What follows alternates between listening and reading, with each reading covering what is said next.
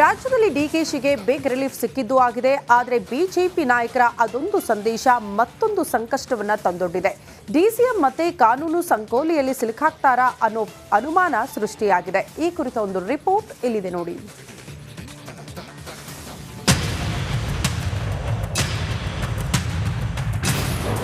DK ಶಿವಕುಮಾರ್ಗೆ ತಾತ್ಕಾಲಿಕ relief. Yatnal CBI ನಡೆಯಿಂದ ಸಂಕಷ್ಟ fix. ಆದಾಯ ಮೀರಿ ಆಸ್ತಿ ಗಳಿಕೆ ಕೇಸ್ನಲ್ಲಿ ಡಿಸಿಎಂ ಡಿಕೆ ಶಿವಕುಮಾರ್ಗೆ ತಾತ್ಕಾಲಿಕ ರಿಲೀಫ್ ಸಿಕ್ಕಾಗಿದೆ. ಹೈಕೋರ್ಟ್ ವಿಭಾಗದ ಪೀಠ ಮಹತ್ವದ ಆದೇಶ ಹೊರಡಿಸಿದ್ದೂ ಆಗಿದೆ. ಆದಾಗಿಯೂ ಡಿಸಿಎಂಗೆ ಢವಢವ ತಪ್ಪಿಲ್ಲ. ಸಿಬಿಐ ಮತ್ತು ಬಿಜೆಪಿ ಶಾಸಕ ಬಸನಗೌಡ ಪಾಟೀಲ್ ಯತ್ನಾಳ್ ಅರ್ಜಿಯನ್ನ ಕೋರ್ಟ್ ವಜಾಗೊಳಿಸಿದೆ. ಸಿಬಿಐ ತನಿಖೆ ವಾಪಸ್ ಪಡೆದ ಸರ್ಕಾರದ ಕ್ರಮಕ್ಕೆ ಕೋರ್ಟ್ ಅಸ್ತು ಅಂದಿದೆ. ಇದರ ಜೊತೆಗೆ ಕೋರ್ಟ್ 10 ಹಲವು ಅಂಶಗಳನ್ನ ಉಲ್ಲೇಖಿಸಿದೆ. ಈ ಅಂಶಗಳೇ ಡಿಕೆಶಿ ಎದೆಯಲ್ಲಿ ನಡುಕ ಹುಟ್ಟಿಸುವಂತಿದೆ.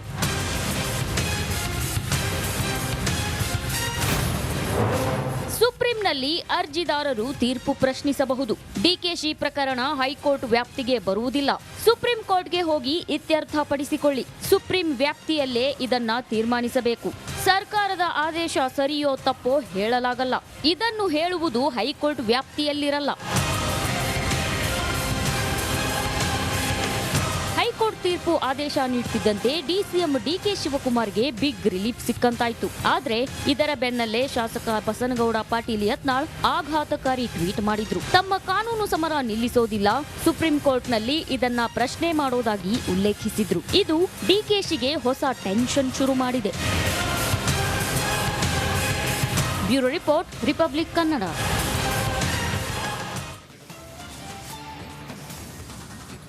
ಅವರದ್ದು 20 ವರ್ಷಗಳ ಕೂಗು. ಮನೆಗಳಿವೆ, ಆದರೆ ಹಕ್ಕು ಪತ್ರ ಮಾತ್ರ ಇಲ್ಲ. ಕಂದಾಯ ಕಟ್ತಾರೆ, ಆದರೆ ಯಾವುದೇ ದಾಖಲೆಗಳಿಲ್ಲ. ಅವರೆಲ್ಲ ಈಗ ಭಯದಲ್ಲೇ ಕಾಲ ಕಳೆದಿದ್ದಾರೆ. ಎಲ್ಲಿ ನಮಗೆಲ್ಲ ಖಾಲಿ ಮಾಡಿಸ್ತಾರೆ ಅಂತ ಬೀದಿಗಿಳಿದಿದ್ದಾರೆ. ಈ ಕುರಿತ ಒಂದು ರಿಪೋರ್ಟ್ ಇಲ್ಲಿದೆ ನೋಡಿ.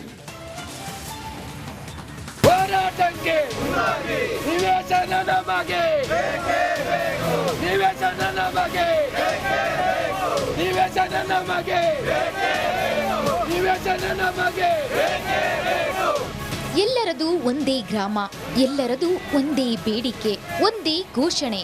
ಬೇಕೇ ಬೇಕು, ನಮಗೆ ಹಕ್ಕುಪತ್ರ ಬೇಕು.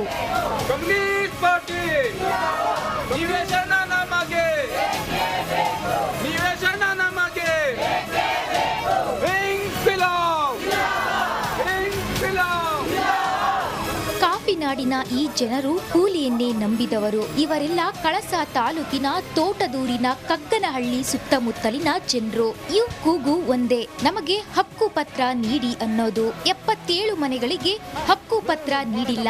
100ಕ್ಕೂ ಹೆಚ್ಚು ಮನೆಗಳು ಈ ಪಟ್ಟಿಯಿಂದಲೇ ಹೊರಗುಳಿದಿವೆ. ಕಳೆದ 20 ವರ್ಷದಿಂದ ಮನವಿ ಮಾಡಿ ಮಾಡಿ ರೋಸಿ ಹೋದ ಜನರು ಈಗ ಬೀದಿಗಿಳಿದಿದ್ದಾರೆ.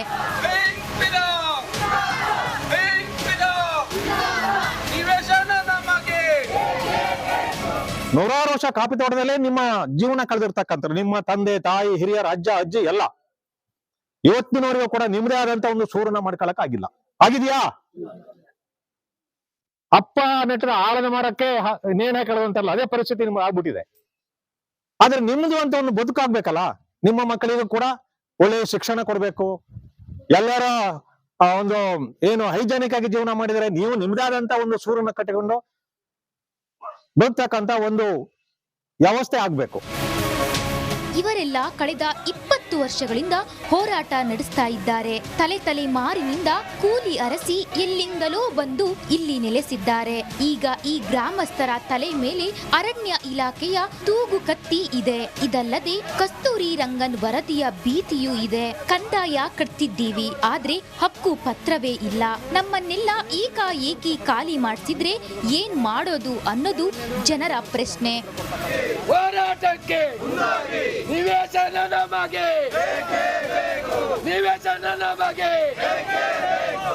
ಯಾವುದೇ ಪಂಚಾಯತಿ ಒಳಗಡೆ ಇವತ್ತು ನಿರ್ಣಯವನ್ನ ಪಾಸ್ ಮಾಡಿ ಕಳಿಸ್ತಕ್ಕಂಥ ಅಧಿಕಾರ ಇದೆ. ಜಾಗವನ್ನ ಮಂಜೂರು ಮಾಡೋದು ಸಂಬಂಧಪಟ್ಟ ಮೇಲಾಧಿಕಾರಿಗಳಿದ್ದಾರೆ, ಅವ್ರ ಜೊತೆ ನಾವು ಮಾತಾಡ್ತೀವಿ.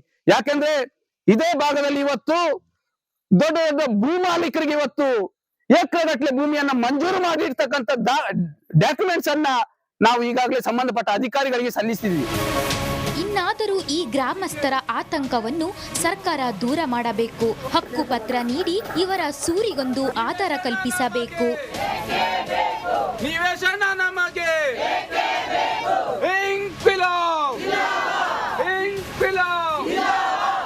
ಚೇತನ್ ಪದ್ಮಶಾಲಿ, ರಿಪಬ್ಲಿಕ್ ಕನ್ನಡ, ಚಿಕ್ಕಮಗಳೂರು.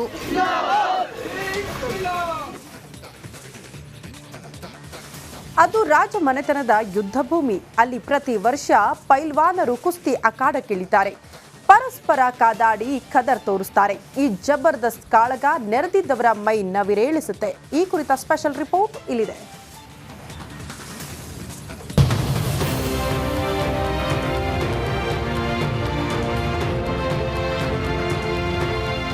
ಮೈದಾನದ ಸುತ್ತ ನೆರೆದಿರುವ ಜನ, ಅಖಾಡದಲ್ಲಿ ಕಟ್ಟುಮಸ್ತಾದ ಜಗಜಟ್ಟಿಗಳ ಕಾಳಗ. ಪೈಲ್ವಾನ್ಗಳು ಮೈದಾನಕ್ಕೆ ಇಳಿತಾ ಇದ್ದಂತೆ ಚಪ್ಪಾಳೆಗಳ ಸುರಿಮಳೆ, ಶಿಳ್ಳೆಗಳ ಕೇಕೆ, ತೊಡೆತಟ್ಟಿ ಜಗಜಟ್ಟಿಗಳ ಕಾದಾಟ, ಮೈ ನವಿರೇಳಿಸುವ ವಜ್ರಮುಷ್ಟಿ ಕಾಳಗ.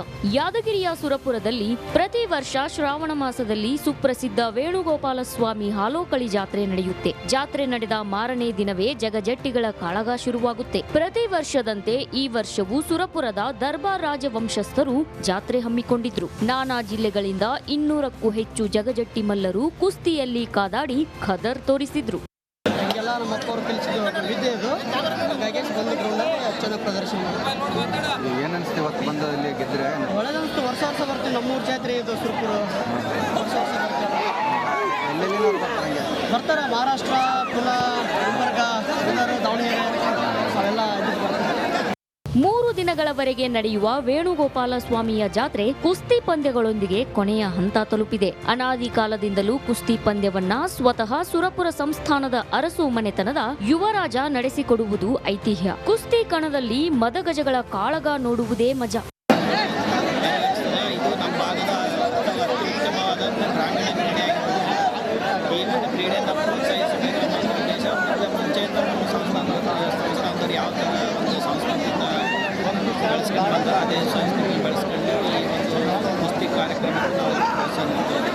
ಆಧುನಿಕ ಕ್ರೀಡೆಗಳ ನಡುವೆ ಗ್ರಾಮೀಣ ಪ್ರದೇಶದ ಕ್ರೀಡೆಗಳು ನಶಿಸಿ ಹೋಗ್ತಿವೆ. ಹೀಗಿರುವಾಗ ಯಾದಗಿರಿಯಲ್ಲಿ ಈಗಲೂ ನಡೆಯೋ ಜಗಜಟ್ಟಿಗಳ ವಜ್ರಮುಷ್ಟಿ ಕಾಳಗ ನಿಜಕ್ಕೂ ವಿಶೇಷ, ಬಲು ರೋಚಕ. ನಾಗರಾಜ್ ಮಗದುಂ, ರಿಪಬ್ಲಿಕ್ ಕನ್ನಡ, ಯಾದಗಿರಿ. ಈಗ ಒಂದು ಬ್ರೇಕ್ ಇರುತ್ತೆ. ಬ್ರೇಕ್ ಆದ ಬಳಿಕ ಮುಂದಿನ ಭಾಗದಲ್ಲಿ ಬಳ್ಳಾರಿ ಸೆಂಟ್ರಲ್ ಜೈಲಲ್ಲಿ ದಾಸ ಹೇಗಿದ್ದಾನೆ ಹೇಳ್ತೀವಿ. ಸ್ಮಾಲ್ ಬ್ರೇಕ್ ಆದ್ಮೇಲೆ